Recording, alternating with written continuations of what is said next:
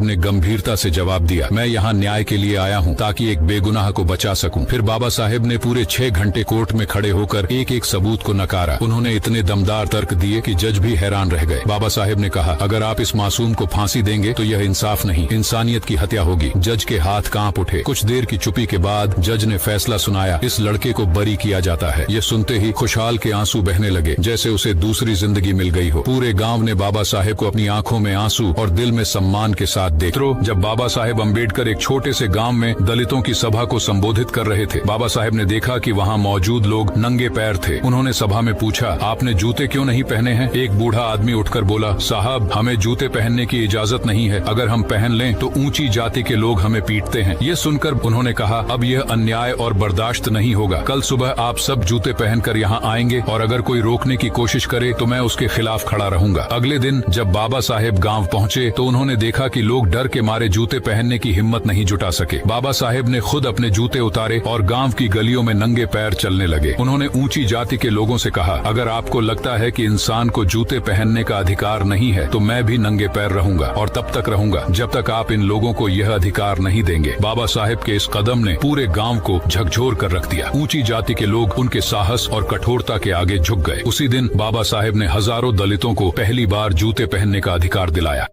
जब बाबा साहेब अम्बेडकर एक महत्वपूर्ण कानूनी लड़ाई लड़ रहे थे, उस केस में उनके सामने एक ऐसा जज बैठा था जो उनसे नाराज था, क्योंकि बाबा साहेब एक अछूत होकर भी कोर्ट में इतने बड़े वकील बन गए थे। जज ने तिरस्कार भरे लहजे में कहा, तुमने कितनी भी पढ़ाई क्यों न की हो, लेकिन कानून का सम्मान करना अभी भी नहीं सीखा। तभी बाबा साहेब ने कुछ ऐसा किया जिससे पूरा कोर्ट स्तब्ध रह गया। उन्होंने कहा, अगर मैंने कानून का सम्मान नहीं किया तो मुझे खुद को सजा देनी चाहिए। बाबा साहेब ने धीरे धीरे अपनी किताबें उठाई और सबके सामने फर्श पर बैठ गए। बाबा साहेब ने शांत स्वर में कहा, जब मेरे समाज के लाखों लोग आज भी इसी फर्श पर बैठने को मजबूर हैं, तो भला मैं कैसे कानून का पूरा सम्मान कर सकता हूँ। जब कानून ही उनके साथ न्याय नहीं कर रहा, उसने तुरंत बाबा साहेब से माफी मांगी और कहा, मैं आपकी जगह खुद को सजा देना चाहता हूँ, क्योंकि असली अपराधी तो हम हैं जो सदियों से इन लोगों को नीचे बिठाए हुए हैं। उस दिन बाबा साहेब ने सबको दिखा दिया कि सम्मान सिर्फ किताबों से नहीं बल्कि अपने हक के लिए खड़े होने से मिलता है, और एक अकेले इंसान की सच्चाई पूरी व्यवस्था को झुका सकती है।